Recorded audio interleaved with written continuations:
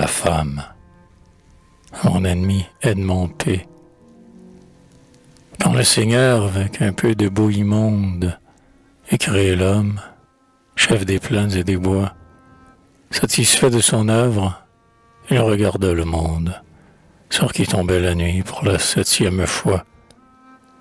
Adam dormait, les fleurs aux corolles ouvertes, les plantes et les grands arbres inhabités, inclinaient sur son front leur chevelure verte, que les rayons de lune inondaient de clarté.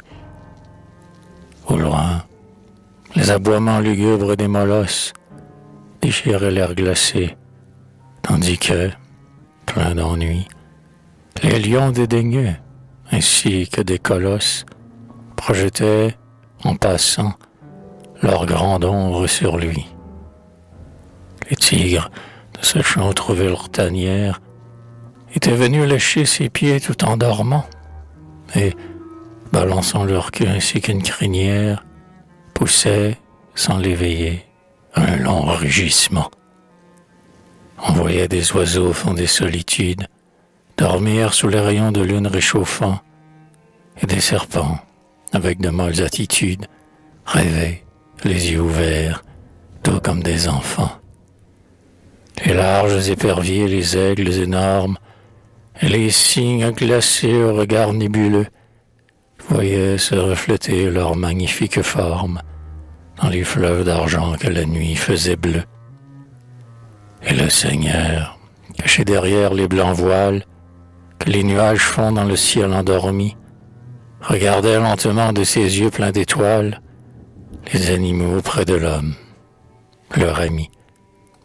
Lorsqu'il eut vu pendant longtemps, avec tendresse, cette tête que l'ombre, ainsi qu'un grand linceul, étreignait sans un rire et sans une caresse, Dieu dit, il n'est pas bon que l'homme reste seul.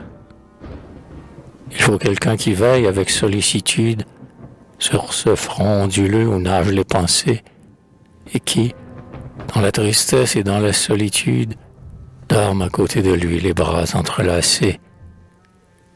Il faut à ce dormeur avide de caresses, de consolations, des chants délicieux, et de doux mots, et des paroles charmeresses.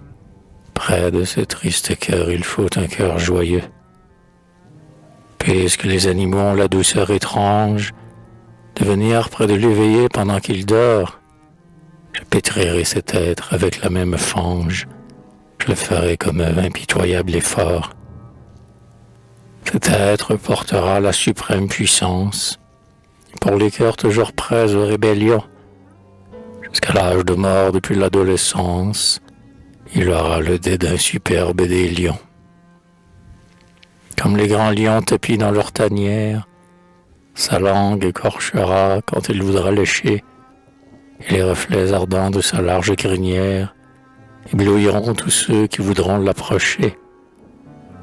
Sa voix sera sonore et douce et séductrice, comme celle de deux oiseaux dans les bois verts, et ses yeux auront la torpeur fascinatrice des grands serpents qu'on voit dormir les yeux ouverts.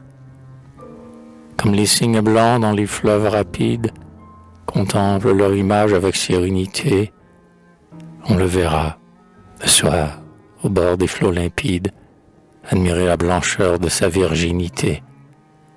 Et si l'homme tentait de briser son servage, son tyran trouverait en ses yeux inhumains la cruauté perfide et la force sauvage du tigre qui lui lèche en ce moment les mains.